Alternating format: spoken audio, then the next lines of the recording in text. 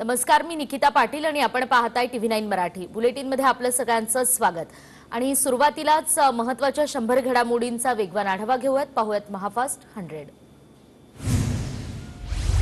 ईडीने ठाण्यामध्ये मोठी कारवाई केली आहे। रश्मी ठाकरेंचे बंधू आणि मुख्यमंत्री उद्धव ठाकरेंचे मेहुणे श्रीधर पाटणकरांची संपत्ती ईडीकडून जप्त करण्यात आली आहे। श्रीधर पाटणकरांच्या ठाण्यातल्या निलांबरी प्रोजेक्टमधल्या 11 सदनिका ईडीने जप्त केल्या आहेत। या 11 फ्लॅट्सची किंमत 6,45,00,000 रुपये इतकी आहे। श्रीधर पाटणकरांच्या कंपनीमध्ये नंदकिशोर चतुर्वेदी आणि महेश पटेल यांच्या हमसफर डीलर या बनावट कंपनीतून 30 कोटी रुपये आलेत असा आरोप ईडीने केलाय। हमसफर डीलर कंपनीतून आलेल्या पैशातून ठाण्याच्या निलांबरी अपार्टमेंटमधील 11 सदनिका खरेदी करण्यात आल्याचा ईडीला संशय आहे। केंद्रीय तपास यंत्रणांचा गैरवापर सुरू आहे आणि हा देशासमोरचा महत्त्वाचा प्रश्न आहे असं शरद पवार म्हणाले। श्रीधर पाटणकरांवरच्या ईडी कारवाई ही एक प्रकारे ठाकरे सरकारवर ठाकरे परिवारावर हल्ला आहे असं संजय राऊत म्हणाले। महाराष्ट्रात भ्रष्टाचाराने कळस गाठलाय तर आगे आगे देखो होता है क्या असं नारायण राणे पाटणकरांवरच्या कारवाईवरून म्हणाले।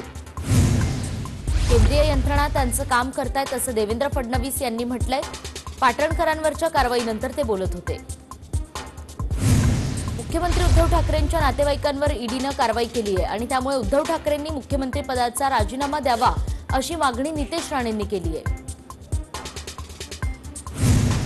तर तुम्ही कितीही डिवचलं तरी सरकार पडणार नाही असं म्हणत जितेंद्र आव्हाड यांनी भाजपवर निशाणा साधलाय।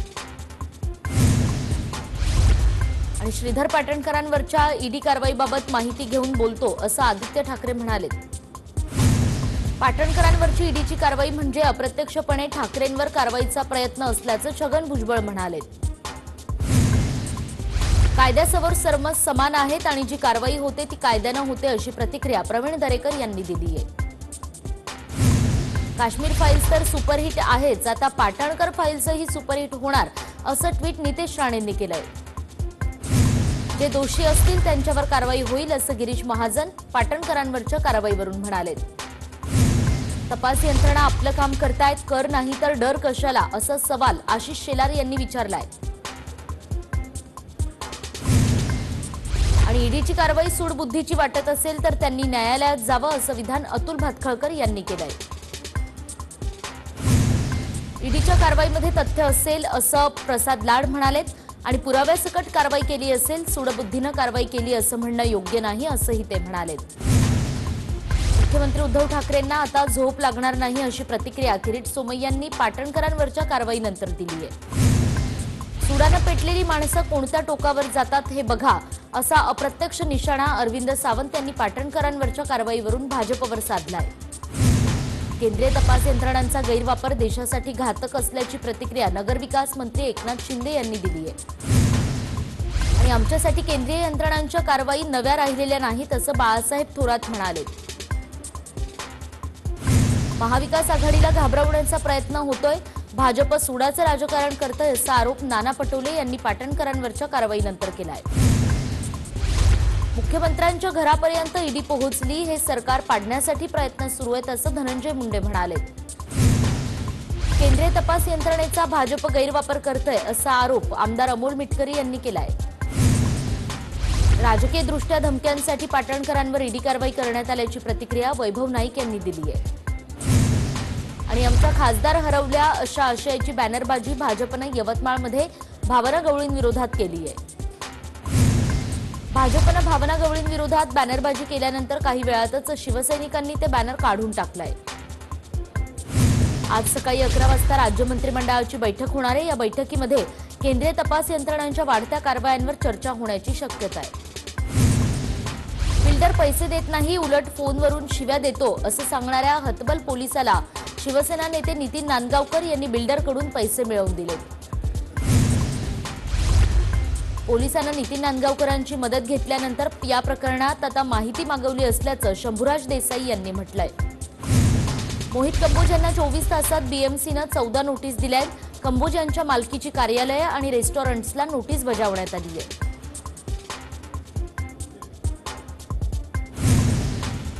2024च्या निवडणुकीवरून सुधीर मुनगंटीवार यांनी मोठं वक्तव्य केलंय. पहाटेच्या शपथविधीला जसे अजित पवार आले तसं काहीही घडू शकतं असं मुनगंटीवार म्हणाले. परळीमध्ये चुकून झालेल्या विजय धनंजय मुंडे यांना महागात पडणार अशी टीका पंकजा मुंडे यांनी धनंजय मुंडेंवर केली आहे. महाधिवक्ता आशुतोष कुंभकोणी यांनी वर्षा बंगल्यावर मुख्यमंत्री उद्धव ठाकरेंची भेट घेतली आहे. काही राज्यकर्त्यांनी इतिहासातलं काश्मीरचं पान डिलीट केलं होतं अशी प्रतिक्रिया देवेंद्र फडणवीस यांनी काश्मीर फाईल्स चित्रपट पाहिल्यानंतर दिली आहे. राज्यातील विषय महत्त्वाचे आहेत की काश्मीर फाईल्स चित्रपट असा टोला जयंत पाटील यांनी विरोधकांना लगावलाय. राष्ट्रीय महामार्गांवर 60 किलोमीटरच्या अंतरात एकच टोल नाका राहील अशी रचना करण्यात येणार असल्याची घोषणा नितीन गडकरी यांनी केली आहे. नियमबाह्य पद्धतीने विक्री केलेल्या 40 सहकारी साखर कारखान्यांची चौकशी करा अशी मागणी प्रवीण दरेकर यांनी राज्य सरकारकडे केली आहे. आणि सेनेला सर्व सोडावं लागणार, फक्त मुख्यमंत्रीपद राहील अशी टीका चंद्रकांत पाटील यांनी कोल्हापूरची जागा काँग्रेसला सोडल्यानं केली आहे. मेडिकलच्या 50% जागा भरल्या, आता पोलीस रिपोर्ट आल्यानंतरच उर्वरित आरोग्य भरती करण्यात येईल अशी माहिती राजेश टोपे यांनी दिली आहे. एमपीएससीनं 2019 मध्ये निवड केलेल्या कर सहाय्यक आणि लिपिक टंकलेखकांच्या नियुक्त्या 15 दिवसात होणार आहेत. दत्तात्रय भरणे यांनी ही माहिती दिली आहे. डीपीडीसीमधील 5% निधी हा शाळा दुरुस्तीसाठी देण्यात येणार असल्याची माहिती हसन मुश्रीफ यांनी दिली आहे. अनिल बोंडे महिला पोलिसावर भडकलेत. परतवाडामधल्या 2 गटात हाणामारी झाली होती आणि या प्रकरणात पोलिसांच्या भेटीसाठी बोंडे गेले असताना हा प्रकार घडलाय.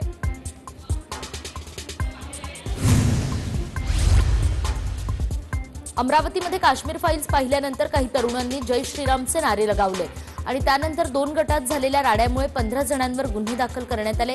या तरुणांनी अनिल बोंडेंची थेट भेट घेतली. सेना आमदार रमेश बोरनारेंवर आरोप करणाऱ्या महिला ही समोर आली आहे. राजकीय हेतूनं मारहाण केल्याचं महिलेनं सांगितलंय आणि तसंच मुख्यमंत्र्यांनी न्याय देण्याची मागणीही तिनं केली आहे. स्वाभिमानीनं आमदार देवेंद्र भुयार यांची पक्षातून हकालपट्टी करण्याचा विदर्भ समितीचा प्रस्ताव तयार आहे. राजू शेट्टी अंतिम निर्णय घेतील असं दामू इंगोले यांनी सांगितलंय. पत्रकारासोबतच्या गैरवर्तन प्रकरणात अंधेरी मॅजिस्ट्रेट कोर्टानं सलमान खानला समन्स बजावलंय. 5 एप्रिलला सलमानला प्रत्यक्ष हजेरी लावावी लागणार आहे. कंगना रनौतचा अर्ज अंधेरी दंडाधिकारी न्यायालयानं फेटाळलाय. जावेद अख्तरांनी दाखल केलेल्या मानहानीच्या खटल्याच्या हजेरीतून सूट मिळण्यासाठी कंगनानं अर्ज केला होता. क्युरेटर नदीम मेमन यांचं मुंबई क्रिकेट असोसिएशनचं सदस्यत्व रद्द करण्यात आलंय. सदस्यत्वासाठी चुकीची माहिती दिल्यानं त्यांच्यावर ही कारवाई करण्यात आली. लससक्तीच्या राज्य सरकारच्या निर्णयाला आव्हान देणाऱ्या याचिकेवर आज दुपारी 3 वाजता हायकोर्टामध्ये सुनावणी होणार आहे.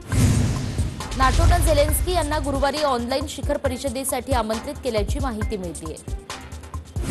मारिउपोलमधील सैन्य तुकड्यांची सुटका करण्याचा रशियाचा प्रस्ताव युक्रेननं धुडकावून लावलाय.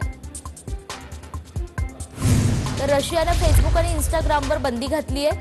मेटा ही कंपनी उग्रवादाला प्रोत्साहन देणारी असल्याचं रशियातल्या न्यायालयाचं म्हणणं आहे. तळ कोकण आणि पश्चिम महाराष्ट्रातल्या काही भागात आज हवामान विभागानं पावसाचा अंदाज वर्तवलाय. अमेरिका उद्या रशियावर आणखी निर्बंध लावण्याची घोषणा करण्याची शक्यता आहे. तिकडे रशिया युक्रेन युद्धासंदर्भात पंतप्रधान नरेंद्र मोदींनी ब्रिटनचे पंतप्रधान बोरिस जॉन्सन यांच्याशी फोनवरून चर्चा केली आहे. तर ग्रीसचे परराष्ट्र मंत्री निकोस डेंडियार हे 2 दिवसांच्या भारत दौऱ्यावर आहेत आणि त्यांचा हा पहिलाच भारत दौरा आहे. पश्चिम बंगालमध्ये टीएमसी नेत्यांच्या हत्येनंतर हिंसाचार उफाळलाय. बीरभूममध्ये जमावानं 5 घरं पेटवल्यानं 10 जणांचा मृत्यू झाल्याची माहिती मिळतेय. अफगाणिस्तानमध्ये पत्रकार दानिश सिद्दीकी यांची हत्या झाली होती आणि आता दानिश यांच्या कुटुंबियांनी आंतरराष्ट्रीय न्यायालयामध्ये तालिबान विरुद्ध तक्रार दाखल केली आहे. फिच रेटिंग्सनुसार आर्थिक वर्ष 2022-23 मध्ये भारताचा विकास दर 8.5% असण्याचा अंदाज आहे. विजय मल्ल्या, नीरव मोदी आणि मेहुल चोक्सीची 19,111 कोटी रुपयांची मालमत्ता आतापर्यंत जप्त करण्यात आली आहे. केंद्र सरकारनं राज्यसभेमध्ये ही माहिती दिली आहे. पाकिस्तान आणि चीनच्या सीमेवर लक्ष ठेवण्यासाठी संरक्षण मंत्रालयानं सर्व्हिलान्स सॅटेलाइटसाठी 4,000 कोटींच्या प्रस्तावाला मंजुरी दिली आहे. भारतीय रेल्वेनं प्रवाशांसाठी आतापर्यंत 6100 रेल्वे स्थानकांवर हायस्पीड वायफायची सुविधा उपलब्ध करून दिली आहे. आगामी स्थानिक स्वराज्य संस्था निवडणुका काँग्रेस स्वबळावर लढवणार असं महाराष्ट्र प्रदेश काँग्रेस कमिटीचे कार्याध्यक्ष शिवाजीराव मोघे यांनी सांगितलंय. कल्याणमध्ये केडीएमसीच्या बसला आग लागली आहे. सुदैवानं यामध्ये कोणतीही जीवितहानी झालेली नाही. सह्याद्री अतिथीगृहासमोर धनंजय मुंडे राहत असलेल्या राजनिकेतन इमारतीत आग लागली होती. सुदैवानं यामध्ये कोणतीही जीवितहानी झाली नाहीये. उल्हासनगरमध्ये एक धोकादायक इमारत पाडण्यात आली आहे. पत्त्यांसारखं कोसळणाऱ्या या इमारतीचा व्हिडिओ समोर आलाय.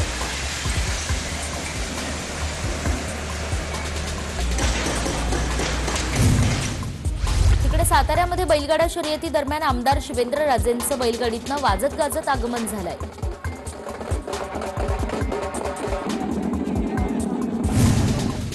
मधमाशांच्या उपचारामुळे एकनाथ खडसेंची गुडघेदुखी दूर झाली आहे. इतरांना सुद्धा त्यांनी या उपचाराचा सल्ला दिलाय.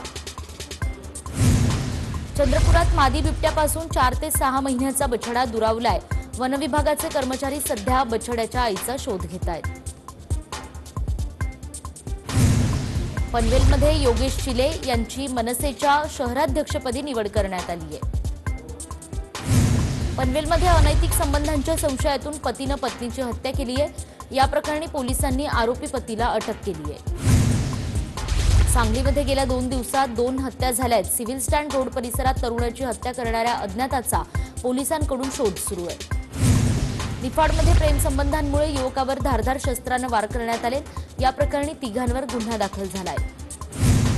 उल्हासनगरमध्ये 4 हल्लेखोरांनी 2 जणांवर धारदार शस्त्रानं हल्ला केलाय. यामध्ये दोघेही गंभीर जखमी झालेत. उल्हासनगरात पोलिसांनी अट्टल बाईक चोराला बेड्या ठोकल्यात. चोरट्यानं 11 गुन्ह्यांची कबुली दिली आहे. बदलापुरात राष्ट्रवादीच्या युवक अध्यक्षाची दुचाकी चोरीला गेली आहे. सीसीटीव्हीच्या आधारे पोलीस चोराचा शोध घेत आहेत. प्रधानपदाची निवडणूक लढवण्यासाठी मुख्यमंत्र्यांपासून बिल्डरांची घरं लुटणाऱ्या मुंबईच्या कांदिवली पोलिसांनी उत्तर प्रदेशातनं अटक केली आहे. नांदेडमध्ये शिवसंपर्क अभियानांतर्गत पार पडलेल्या मेळाव्यादरम्यान शिवसैनिकांनी पाकिटमाराला चांगलाच चोप दिलाय.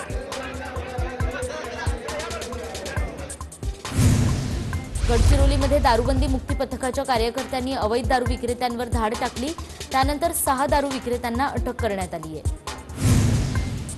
नवी मुंबईतील 221 शाळांमध्ये 12 ते 14 वयोगटातील मुलांच्या लसीकरणासाठी नियोजन करण्यात आलंय. जळगाव जिल्हा शासकीय वैद्यकीय महाविद्यालय आणि रुग्णालयातील कोविड कक्ष बंद करण्यात आले. जिल्ह्यातील 15 पैकी 12 तालुके कोरोनामुक्त झालेत. कोरोनाच्या 4थ्या लाटेची शक्यता असल्यानं महापालिका सज्ज झाल्याची माहिती पुण्याच्या मनपा आयुक्तांनी दिली आहे. भगतसिंग, राजगुरू आणि सुखदेव यांच्या 91व्या शहीद दिनानिमित्त पुण्यातल्या राजगुरुनगर या राजगुरूंच्या जन्मस्थळी 3D रांगोळी काढण्यात आली होती. आणि शहीद दिनानिमित्त हरियाणाचे भाजप प्रदेशाध्यक्ष ओमप्रकाश धनखड यांनी पुण्यामध्ये राजगुरूंच्या जन्मस्थळाला भेट देत अभिवादन केलंय. राज्यात 100 वर्षांच्या इतिहासात पहिल्यांदाच ऊसाचं 111 लाख टन इतकं विक्रमी उत्पादन झालंय. रंगपंचमीनिमित्त नाशिकमधील पेशवेकालीन मोठा हौद उघडण्यात आला होता. या हौदात तरुणाईनं मनसोक्त आनंद लुटलाय. तर शिर्डीमध्ये रंगपंचमी उत्सव मोठ्या जल्लोषात साजरा झालाय आणि यावेळी साई रथाची मिरवणूकही काढण्यात आली होती.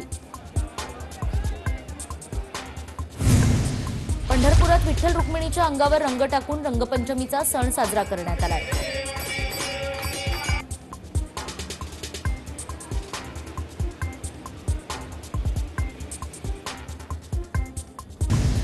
रंगपंचमीनिमित्त कळसुबाई शिखराच्या पर्वत रांगेतील अलंग, मदन आणि कुलंग या 3ही किल्ल्यांची गिर्यारोहकांनी 12 तासात चढाई उतराई केली आहे. भारतीय सीमा सुरक्षा दलात ट्रेनिंग संपवून आपल्या गावात परतल्यावर महिला सैनिकांचं मठामधल्या नागरिकांनी जोरदार स्वागत केलंय. कामोठ्यातील लोकनेते रामशेठ ठाकूर विद्यालयात कर्मवीर भाऊराव पाटील यांच्या पुतळ्याचं अनावरण करण्यात आलं. जुन्नरमधील बिबट सफारीसाठी सेनेचे माजी आमदार शरद सोनवणे यांनी छत्रपती शिवाजी महाराजांच्या पुतळ्याजवळ आमरण उपोषण सुरू केलंय. अंबरनाथमध्ये एक लिफ्ट दुसऱ्या मजल्यावरून कोसळल्यानं 7 महिला जखमी झाल्या तर दोघींच्या पायाला गंभीर दुखापत झाली आहे. उस्मानाबाद जिल्ह्यात ट्रक आणि कारच्या अपघातात एक जण ठार झालाय, 3 जण गंभीर जखमी झालेत.